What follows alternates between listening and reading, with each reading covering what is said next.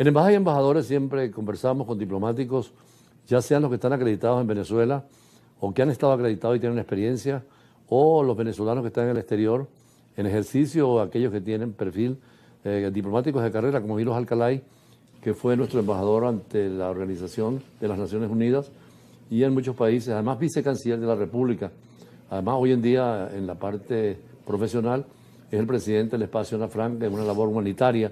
¿Por qué hoy en día el derecho humanitario se habla tanto de la labor humanitaria de todas las organizaciones y especialmente de Ana Frank? Cuando nace en las Naciones Unidas hace 80 años, uno de los temas fundamentales de la Carta de las Naciones Unidas es evitar que se vuelvan a repetir los horrores que llevaron a la Segunda Guerra Mundial y a las guerras anteriores. Y desde esa perspectiva, en la Carta de las Naciones Unidas, el tema de los derechos humanos comienza a aflorar de una manera extraordinariamente importante. De manera que en estos 80 años hemos tenido una evolución que nos ha permitido no solamente a los gobiernos, a los estados, sino también a la sociedad civil, a las organizaciones humanitarias que puedan llevar adelante ese mensaje que permita construir un mundo más justo y más humano en la defensa y promoción de los derechos humanos. Eso es más importante en este momento, 80 años después, en donde los tambores de la guerra vuelven a sonar y donde hay una preocupación en donde muchos analistas ya hablan de la posibilidad de una tercera guerra mundial que sería desastrosa. Y para que eso no ocurra, cada vez más la sociedad civil, los gobiernos, las instancias están luchando para un pacto para el futuro.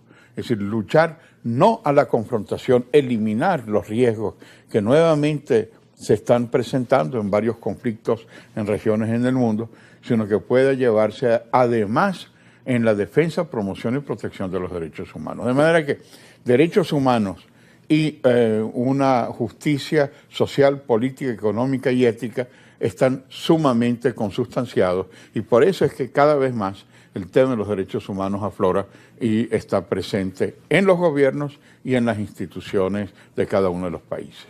Pocos venezolanos han estado representando a nuestro país ante las Naciones Unidas, voceros frente al secretario general y a los países del mundo.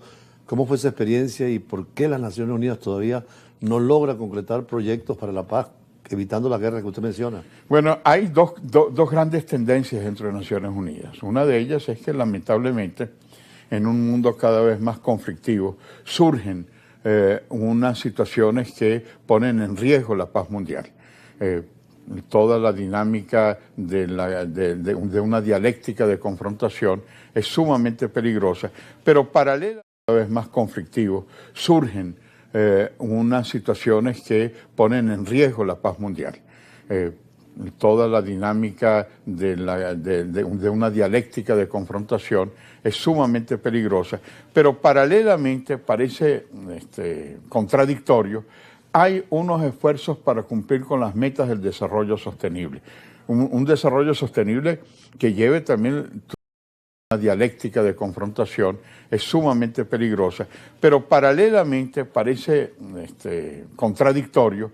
Hay unos esfuerzos para cumplir con las metas del desarrollo sostenible.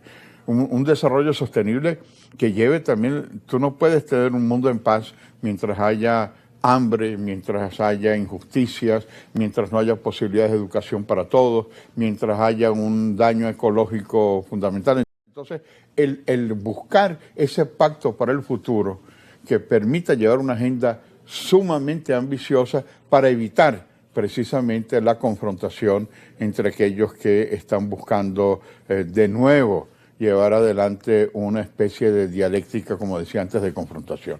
De manera que en la ONU, por ejemplo, en el debate general de este año, uno de los temas fundamentales ha sido incorporar no solamente a los gobiernos, sino también a representantes de la juventud, de las minorías, que hablaron en esta reunión previa al Pacto del Futuro, con los temas fundamentales que nos permitan a nosotros alcanzar los alcances de la Carta de las Naciones Unidas, que es como una constitución mundial para todos los 193 países miembros de las Naciones Unidas. Cuando habla usted de que ya no solamente son gobiernos, algunos en el diccionario de Naciones Unidas hablan de la cláusula Arria, que es un venezolano que estuvo en el Consejo de Seguridad.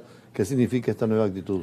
Bueno, dentro de las diferentes instituciones de las Naciones Unidas existe, digamos, una especie de ejecutivo planetario que es el Consejo de Seguridad, donde están los 5 miembros permanentes. Cada vez hay discusiones sobre buscar nuevas formas distintas para evitar estos 5 miembros permanentes que tienen el derecho de veto y 10 países que rotan cada 2 años dentro de esa visión. Y eran estos 15 una especie de poder ejecutivo planetario.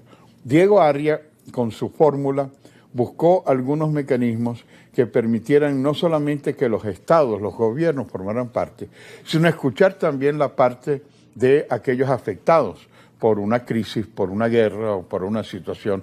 Con lo cual, si bien no era parte en aquel momento de una reunión formal del Consejo de Seguridad, se invitaba en el café de las Naciones Unidas a los miembros del Consejo de Seguridad que quisieran escuchar la posición de minorías violentadas o perseguidas de una manera informal. De manera que esa cláusula Arria ha ido imponiendo un nuevo mecanismo de mayor participación, porque creo que el secreto, no solamente en el caso del Consejo de Seguridad, sino en los temas, hoy no hay un tema de Naciones Unidas en donde organizaciones no gubernamentales no estén presentes.